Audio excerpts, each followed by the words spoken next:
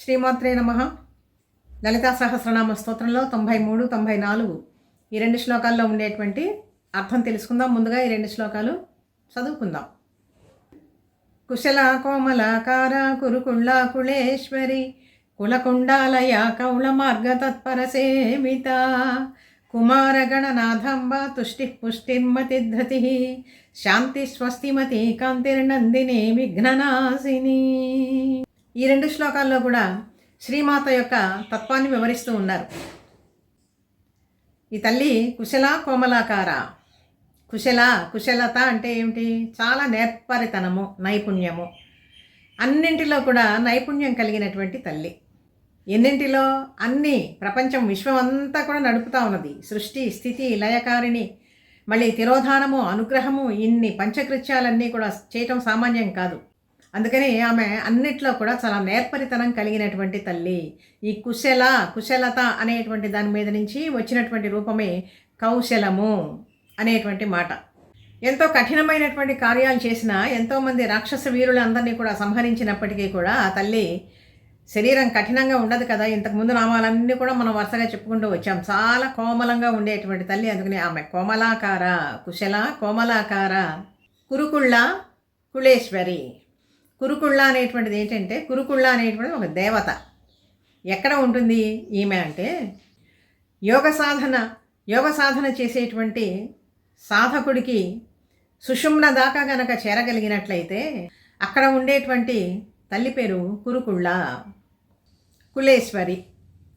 కులము అంటే ఇక్కడ అన్ని షట్చక్రాలకి కులము అని చెప్పి పేరు ఉంది. మన శరీరంలో యోగశాస్త్ర ప్రకారము ఉండేటువంటి 72,000 నాడులకి కూడా కులము అని చెప్పి పేరు ఉన్నది. ఈ 72,000 నాడుల్లో కూడా 101 నాడులు ప్రధానము. అందులో మళ్ళీ 14 నాడులు, అందులో మళ్ళీ 3 నాడులు ప్రధానంగా చెప్తూ ఉన్నారు. చూడండి, ఇక్కడ ఉండు తనువున 72,000 నాడులు 100 గణ్యంబులందు అందు 14 మరియును అందులోన 3 ముఖ్యంబులందును ముఖ్యం ఒకటి. అందును ముఖ్యం ఒకటి. 3 నాడులు ప్రధానంగా ఉంటాయి. అంటే 72,000 నాడుల్లో కూడా తగ్గించుకుంటూ వస్తే 3 ప్రధాన నాడులు ఉన్నాయి. ఏమిటి అంటే, కుడివైపు ఉండేటువంటి సూర్యనాడి పింగళనాడి, ఎడమవైపు ఉండేటువంటి చంద్రనాడి ఇడానాడి. ఈ రెండింటికి మధ్యలో సుషుమ్న అనేటువంటిది ప్రధానమైనటువంటి నాడి. ఇది మనకి ఈ నాడులు, ఈ యోగ సాధన ఇదంతా కూడా సుషుమ్న ద్వారానే ఈ ప్రధానంగా జరుగుతూ ఉంటుంది. ఈ నాడులన్నింటికీ కూడా కులము అని చెప్పి పేరుంది కాబట్టి ఆమె కులేశ్వరి, కురుకుళ్ళ కులేశ్వరి. కులకుండాలయ తర్వాత నామ. మూలాధార చక్రం అంటే మూలాధార పద్మమందు ఉండేటువంటి కర్ణిక, నాభి ప్రాంతం ఏదైతే ఉన్నదో ఆ కర్ణిక యందు బిందు స్థానంలో ఉండేటువంటి, బిందు రూపంలో ఉండేటువంటి తల్లి కులకుండాలయ అని పేర్కొనబడుతూ ఉన్నది. కులకుండాలయ కౌళ మార్గ తత్పర సేవిత. తర్వాతి నామం కౌళ మార్గ తత్పర సేవిత. కౌళ మార్గం చేత ఆరాధించబడేటువంటి తల్లి. అంటే పరమేశ్వరుని ఆరాధించడానికి ప్రధానంగా 3 పద్ధతులు చెప్తారు. ఏమిటి అంటే, మొదటిది సమయాచారము, కౌళాచారము, మిశ్రమతము. ఈ నామంలో పేర్కొనబడుతూ ఉన్నటువంటి తత్వం ఏమిటి అంటే, కౌళ మార్గము చేత, ఆ కౌళ మార్గుల చేత, కౌళ మార్గాన్ని అనుసరించేటువంటి వాళ్ళ చేత ఆరాధించబడేటువంటి పరమేశ్వరి. ఇంకొక అర్థం కూడా ఉన్నది. ఏమిటి అంటే, గురు పరంపరను అనుసరించి ఆరాధించేటువంటి మార్గం, దీనికి కూడా కౌళ మార్గం ఉన్నది అని చెప్పి శాస్త్రం మనకి ఇక్కడ బోధిస్తూ ఉన్నది. కాబట్టి కులకుండాలయ కౌళ మార్గ తత్పర సేవిత కుమార గణనాథంబ. కుమారస్వామికి, గణనాథుడికి తల్లి అయినటువంటిది పరమేశ్వరి. వాళ్ళిద్దరికైనా మరి ఇందాకటి నుంచి ఇన్ని రోజుల నుంచి కూడా ప్రపంచమంతటికి కూడా మూలాధారమైనటువంటి తల్లి, అమ్మల గన్నయ్యమ్మ అని చెప్పి చెప్పుకుంటున్నాం కదా. అందరికీ కూడా అమ్మే. కాకపోతే ఇక్కడ షణ్ముఖుడు ప్రధానంగా ఎందుకు చెప్తున్నాము అంటే, షణ్ముఖాలు కలిగినటువంటి వాడు, 4 దిక్కుల్లోనూ కింద పైన వ్యాపించి ఉండేటువంటి తత్వం, చలన శక్తిగా ఉండేటువంటి తత్వమేమో కుమారస్వామి. గణనాథుడేమో ఒకే చోట స్థిరంగా ఉండేటువంటి వాడు, ఆయన గణనాయకుడు. 2 కూడా మన శరీరంలోనే యోగ సాధనలో చూస్తారు యోగులు. నిత్యము కూడా కదులుతూ ఉండేటువంటి శక్తికేమో షణ్ముఖుడిని తీసుకుంటారు. అక్కడ ఆయన కుమారస్వామి స్టాటిక్గా, అంటే మూలాధార చక్రంలోనే ఉండేటువంటి వాడెవడు? గణపతి. మూలాధారానికి అధిపతి ఎవరు? గణపతి. కాబట్టి అక్కడ ఉండేటువంటి ఆరాధించబడేటువంటి అధిదైవతం గణపతికి తల్లి అయినటువంటి తల్లి కుమార గణనాథాంబ. ఇంకా ఆమె లక్షణాలు ఎలా ఉంటాయి? తుష్టి పుష్టి మతిధృతి. లక్ష్మీ కళలు ఇక్కడ నుంచి కూడా చెప్పుకుని వస్తూ ఉన్నారు. తుష్టి పుష్టి మతిధృతి, శాంతి స్వస్తిమతి, కాంతిర్ నందిని, విఘ్ననాశిని. ఇవన్నీ కూడా చాలా గొప్ప సంపత్ప్రదమైనటువంటి కళలు, దైవీ కళలు, దైవీ శక్తులు అన్నమాట ఇవన్నీ కూడా. తుష్టి అంటే ఏంటి? చాలా సంతుష్టిగా ఉండటము. ప్రపంచంలో అన్నిటికన్నా కూడా పెద్ద గొప్ప ధనం ఏమిటి అంటే సంతృప్తిగా ఉండటమే గొప్ప ధనం అట. అంతకంటే మించి ధన సంపాదన అంటూ ఏమీ అక్కర్లేదు. ఆ సంతృప్తి ఎప్పుడు వస్తుంది? లోపల సంతోషం కనుక ఉన్నట్లయితే అదే సంతోష స్వరూపము, సంతుష్టి స్వరూపమైనటువంటి పరమేశ్వరి. ఇది లక్ష్మీ కళ అని చెప్పుకున్నాం కదా. ఇదే పోతన గారు భాగవతంలో కూడా వామనావతార చరిత్రలో ఆ ఘట్టంలో చెప్పుకుని వస్తారు. సంతుష్టుడి ఈ 3 జగముల పూజ్యుండు, సంతోషికెన్నడు జరుగు సుఖము అని చెప్పినని అంటారు ఆయన. సంతృప్తిగా ఉన్నటువంటి వాడు 3 జగముల పూజ్యుండు, ముల్లోకాల్లో వాళ్ళందరూ కూడా పూజింపబడుతూ ఉంటాడట. వాళ్ళందరి చేత కూడా పూజింపబడుతూ ఉంటాడు. ఎవరు? సంతృప్తిగా ఉన్నటువంటి వాడు.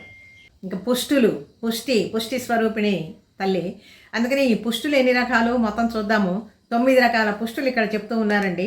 వాక్, జ్ఞాన, శరీర, ఇంద్రియ, ధన, ధాన్య, ప్రజ, పశు, గ్రామ, ధర్మ పుష్టులు. ఇవన్నీ కూడా పుష్టిగా కనుక ఉన్నట్లయితే వాడికి సంతోషంగా ఇంకేముంటుంది? చూడండి, వాక్ పుష్టి ఉండాలి ముందు, చక్కగా మాట్లాడగలగాలన్నమాట. తర్వాత జ్ఞానం ఉండాలి. శరీర పుష్టి, శరీరం కూడా చాలా దృఢంగా ఉండాలి. తుష్టి పుష్టి మతిహి. తర్వాత మతిహి అంటే జ్ఞానము అని చెప్పి కూడా అర్థం. మంచి బుద్ధి కలిగి ఉండటం, మంచి జ్ఞాన సంపద కలిగి ఉండటం. మతి రాగామి గోచర అని కూడా చెప్తారు. అంటే వచ్చేటువంటి విషయాలను ముందుగానే గ్రహించగలిగినటువంటి శక్తి. పరయంగితజ్ఞుడు కానిదే పండితుడు కాడు అని చెప్పి కూడా లోకంలో ఒక మాట ఉంటుందండి. ఎవరితోనో మాట్లాడుతూ ఉంటే ఎదుటి వాళ్ళు ఏం మాట్లాడబోతారా అని చెప్పి ముందుగానే ఊహించగలగటం కూడా అది కూడా ఒక ప్రజ్ఞే. ధృతి స్వరూపిణి, ధైర్య స్వరూపిణి, ధైర్యలక్ష్మి. ఇక్కడ ధైర్యం కూడా లక్ష్మీ స్వరూపమే. ఎందుకనే అంటే ఎప్పుడుండాలి ధైర్యము? ఒక ధర్మ కార్యాచరణలో ఎటువంటి ఇబ్బందులు వచ్చినా కూడా వాటిని ఎదుర్కోగలిగినటువంటి ధైర్యం కూడా ఉండాలండి. అప్పుడు పరమాత్మ ధైర్య స్వరూపుడుగా మనకి తగినటువంటి ధైర్యాన్ని ఆయన ఇస్తాడు ఆపద సమయంలో. అందుకని ధైర్యం కూడా దైవీ సంపద. దృష్టిర్మతిర్దాక్ష్యం స్వకర్మసు నసీదతి. 4 లక్షణాలు ఉండాలట. 4 లక్షణాలు ఎవరికైనా ఒక మంచి కార్యసాధకుడికి ఉండాల్సినటువంటి 4 లక్షణాల్లో మొట్టమొదటి లక్షణం ధైర్యం. నేను ఈ కార్యక్రమం మొదలు పెట్టాను కాబట్టి దీన్ని మధ్యలోనే వదిలేస్తాను, ఇది నేను చెయ్యలేను అనేటువంటి ఒక పిరికితనం కనుక ఆవహించినట్లయితే దాన్ని ధైర్యం అని చెప్పి అనిపించుకోదు. హనుమ సముద్ర లంఘనం చేసినప్పుడు అక్కడ చక్కగా వాల్మీకి మహర్షి మనకు అందించినటువంటి శ్లోకం చాలా స్మరణీయం ఈ సందర్భంలో. దృష్టి మతి దాక్ష్యం స్వకర్మసు నసీదతి సతై సంభావిత పూజ్య ప్రతిపన్న ప్రయోజన అని చెప్పిన అంటారు అక్కడ మహర్షి. ఈ 4 లక్షణాలు కలిగినటువంటి వాడు ఎటువంటి కార్యాన్నైనా సరే సాధించి తీరతాడు. శాంతి స్వస్తిమతి, కాంతిర నందిని, విఘ్ననాశిని. ఇవన్నీ ఉంటే వచ్చేటువంటి లక్షణం ఏంటి? శాంతి అనేటువంటిది మనస్సుకి సంబంధించినటువంటి లక్షణం. ఇంతకుముందు ఒకసారి చెప్పుకున్నాం. సుఖమేమో శరీరానికి సంబంధించినటువంటిది. దీన్నే ప్రశాంతత, మానసికమైనటువంటి ప్రశాంతత. అది ఉన్నటువంటి వాడు ఎప్పుడు కూడా ఆనందంగానే ఉంటాడు. అందుకనే పరమాత్మని స్తోత్రం చేస్తూ శాంతాకారం భుజగశయనం పద్మనాభం సురేశం అని చెప్పి నేను అంటాం. ఈశ్వరుణ్ణి, పరమేశ్వరుణ్ణి స్తోత్రం చేస్తూ కూడా ఇదే మాట ముందు వస్తుంది. శాంతం పద్మాసనస్థం శశిధర మకుటం పంచవక్తం త్రినేత్రం అని. భగవంతుడు ఎప్పుడు కూడా శాంతస్వరూపుడే, శాంతాకారుడే. ఆయనకి ఎటువంటి వికారాలు లేవు, ఎటువంటి ఆలోచనలు ఉండవు. ఆ తర్వాత ఇంకా పరమేశ్వరు యొక్క లక్షణాలు ఏంటి? స్వస్తిమతి, కాంతి, స్వస్తిమతి, అస్తి స్వస్తి. ఎప్పుడు కూడా చాలా శుభంగా ఉండేటువంటి తల్లి. అటువంటి బుద్ధి కలిగినటువంటి, ప్రజ్ఞ కలిగినటువంటి పరమేశ్వరి స్వస్తిమతి. అందరికీ కూడా మంగళప్రదాయిని అయినటువంటిది, శుభాలని అనుగ్రహించేటువంటి తల్లి స్వస్తిమతి. కాంతి నందిని, విఘ్ననాశిని. కాంతి స్వరూపిణి కూడా ఆమె. పైన చెప్పినటువంటి నామాలన్నింటినీ కూడా, ఆ అర్థాలన్నింటినీ కూడా సమన్వయం చేసుకుంటే వచ్చేటువంటి తేజస్సే కాంతి. అటువంటి కాంతితో ఉండేటువంటి పరమేశ్వరి నందిని. ఎప్పుడు కూడా ఆనందంగా ఉండేటువంటి పరమేశ్వరి స్థితి, అది ఆనంద స్థితి. ఆనంద స్థితిలో తాను ఉంటూ సమస్త ప్రాణులన్నిటికీ కూడా లేశమాత్రమైనటువంటి ఆనందాన్ని అనుభవిస్తూనే ఉంటాడు ప్రతి జీవి కూడా, ప్రతి ప్రాణి అంతో ఇంతో. అటువంటి ఆనంద స్వరూపమైనటువంటి తల్లి, అందుకని నందిని విఘ్ననాశిని, అన్ని విఘ్నాలని కూడా తొలగించేటువంటి పరమేశ్వరి. ఈ విధంగా 93, 94 ఈ 2 శ్లోకాల్లో ఉండేటువంటి అర్థం తెలుసుకున్నాము. ఒకసారి మళ్ళీ ఈ 2 శ్లోకాలని పఠనం చేసుకుందాము.